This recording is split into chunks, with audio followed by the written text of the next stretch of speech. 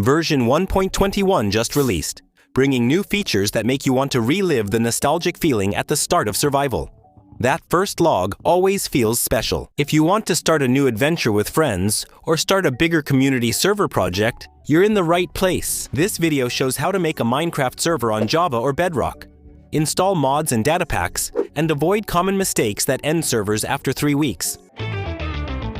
Many players starting a new survival forget it's not a race. You're going to get your diamond gear as quickly as possible, kill the dragon, get your elytras, upgrade your armor to netherite, build an iron farm, then an XP farm. And you reach that point, after a few days of playing, maybe a bit less for the fastest ones, where you don't know what to do anymore. Yet, it's pretty paradoxical, because in the end, you've actually done almost nothing. Don't worry, there are many goals to set in Minecraft, and getting the best gear is just one part of your adventure. But during your next survival run, to avoid getting that bitter taste of boredom too quickly after a few weeks of playing, take the time to appreciate your entry into this new world. Don't rush and try to play differently from what you're used to.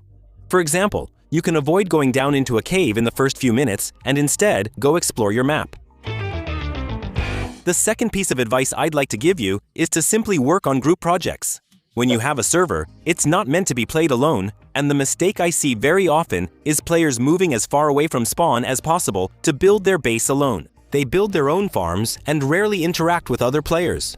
Sometimes this works if the server supports that style, but usually it results in a short-lived server. Of course, you don't have to interact with every player on your server, especially if there are a lot of them, but having a few group projects from time to time can make your server more active and enjoyable. It could be a building project, exploring new trial chambers, or challenges you create just for fun. Remember, there are no limits in this game. The last tip I'd like to share with you is to invite players who are motivated and share the same vision you have for your server. If you want to play in an RP style, you shouldn't make a server with players who just want to fight as soon as they see each other. Usually, we always have the same group of friends with whom we restart our little survival run every year, and often after a month, we don't see anyone logging in anymore. Meeting new people can give you a fresh perspective and enhance your experiences.